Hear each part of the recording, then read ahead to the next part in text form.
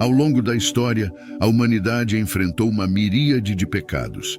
Entre eles, há um pecado tão pervasivo e sedutor que muitas vezes passa despercebido, mesmo enquanto se entrelaça no tecido de nossas vidas. Este pecado não é apenas um ato, é uma força insidiosa, uma presença sutil, porém poderosa, que mina nossa própria essência. É o pecado mais viciante do mundo, um pecado que aprisiona as pessoas. Esse pecado deixou sua marca em cada era, em cada civilização. Infiltrou-se na vida dos poderosos e dos humildes, deixando um rastro de devastação por onde passa. Destroçou vidas, rompeu relacionamentos e despedaçou famílias. Foi a força invisível por trás do colapso de casamentos e da destruição de nações. Nações surgiram e caíram sob sua influência, e a história é testemunha de seu poder destrutivo. O que torna este pecado tão viciante é sua natureza enganosa. Uma vez que se instala, é implacável. Consome os pensamentos das pessoas, dita suas ações e determina seus destinos. Do início do meu sermão, você consegue adivinhar qual é o pecado? Vá em frente. Adivinhe qual é esse pecado. As chances são, você adivinhou tanto corretamente quanto incorretamente. Este pecado é encontrado no livro de Hebreus, no seu 12º capítulo. Portanto, também nós, visto que temos a nosso redor tão grande nuvem de testemunhas, deixemos todo o embaraço e o pecado que tão de perto nos rodeia, e corramos com perseverança a corrida que nos está proposta, olhando para Jesus, autor e consumador da fé, que em troca da alegria que lhe estava proposta, suportou a cruz, desprezando a vergonha, e está assentado à destra do trono de Deus. A Bíblia fala de um pecado particular que nos assedia tão facilmente. Este é o pecado mais viciante. Este pecado pode ser diferente para cada pessoa, mas é algo que continuamente tenta um indivíduo e o afasta de Deus. O que Deus está nos dizendo aqui? Há um pecado que facilmente te assedia, há um pecado que facilmente te envolve, há um pecado que facilmente te faz tropeçar, há um pecado ao qual você é suscetível. Qual é esse pecado? Responda a pergunta silenciosamente em seu coração hoje. Qual é o pecado em sua vida? Pode ser um pecado secreto ou um pecado público que todos conhecem, mas cada pessoa tem um pecado que tão facilmente a enreda. O estranho sobre este pecado é que ele pode não me afetar como te afeta. O pecado que facilmente te enreda pode ser algo que as pessoas ao seu redor não lutam contra, mas para você é uma área de fraqueza. Eu gosto de assistir a esportes de combate e uma coisa que esses atletas profissionais fazem antes de uma luta é assistir a gravações de seu oponente. Assistir a gravações do oponente no boxe ou em artes marciais é uma estratégia usada por lutadores e seus treinadores para ganhar detalhes sobre as forças e fraquezas do oponente. Isso é feito estudando filmagens de lutas anteriores, sessões de treinamento e entrevistas do oponente.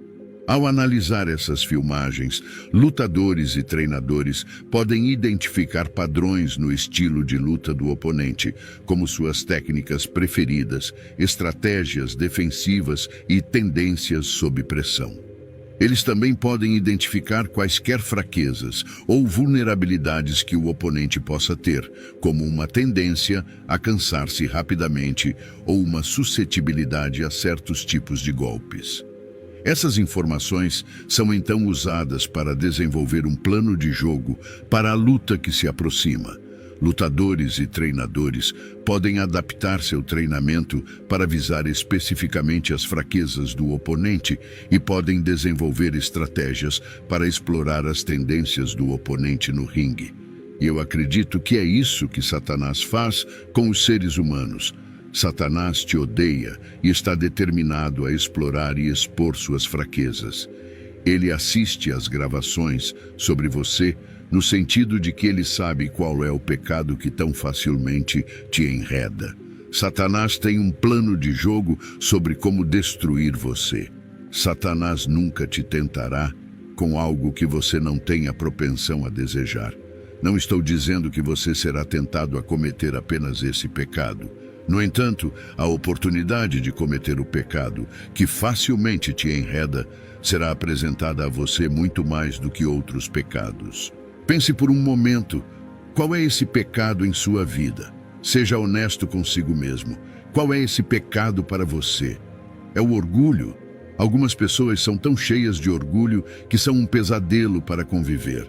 Ninguém gosta de lidar com elas porque elas estão sempre certas. Casado há 20 anos e nunca uma vez você esteve errado sobre qualquer coisa. Nunca uma vez você disse as 3 palavras: eu estou errado. Não há nada pior do que estar casado com uma pessoa orgulhosa, porque uma pessoa orgulhosa nunca pode admitir quando está errada. Uma pessoa orgulhosa nunca pode admitir quando faz algo errado. Elas apenas se aprofundam mais em suas convicções. Deus está te dizendo hoje para deixar de lado seu orgulho. Vá salvar seu casamento hoje e peça desculpas ao seu marido ou esposa. Você terá que prestar contas no dia do julgamento pelo orgulho ao qual você está tão firmemente agarrado. Os casamentos estão desmoronando, e uma das razões para isso é o orgulho das pessoas. Deus está te dizendo hoje para deixar de lado seu orgulho. No entanto, ao mesmo tempo, há pessoas que não lutam com o problema do orgulho. Elas andam em humildade, mas isso é porque o orgulho não é o pecado que facilmente as enreda. Para você é o jogo? Os vícios em jogos de azar são sérios. Agradeço a Deus por nunca ter tido problemas com jogos de azar, mas pastoreei pessoas que tiveram e vi como o jogo pode dominar uma vida, como pode tomar conta da mente de alguém. Para um homem adulto com responsabilidades agir irracionalmente, o jogo pode levar uma pessoa a roubar da própria mãe para jogar mais.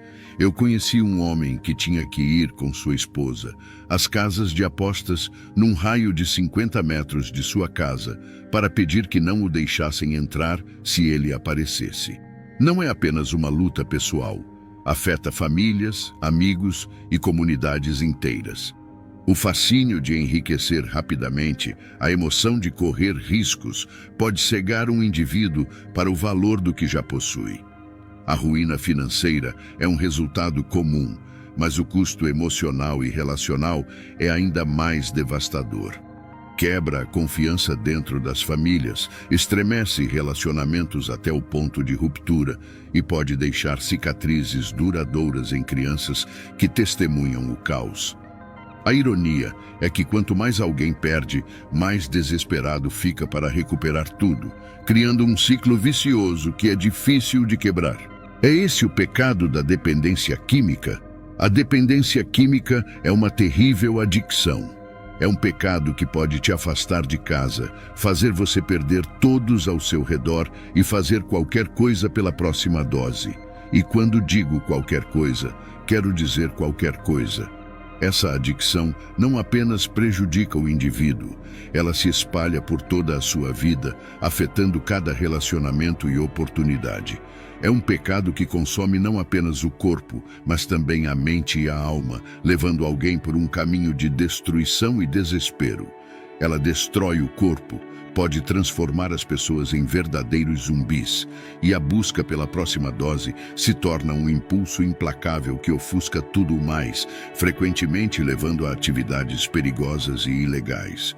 Famílias são desfeitas, carreiras são destruídas e a essência do indivíduo é erodida. Para você, na sua vida, o pecado que facilmente o enreda é a luxúria. Algumas pessoas que me ouvem agora lutam contra a luxúria há décadas. A luxúria é o pecado que facilmente os enreda. Eles têm lutado contra assistir a vídeos imorais na internet, têm lutado contra a fornicação e o adultério. São levados a fazer coisas que não querem por causa da luxúria. Eles querem parar de viver estilos de vida promíscuos, mas não conseguem dizer não. Eles não querem se tocar, mas não conseguem dizer não. Eles não querem assistir a essas coisas impuras na internet, mas não conseguem dizer não. Eles não querem cometer fornicação, mas não conseguem dizer não. Eles não querem cometer adultério, mas não conseguem dizer não. No entanto, para algumas pessoas, a luxúria não é o pecado que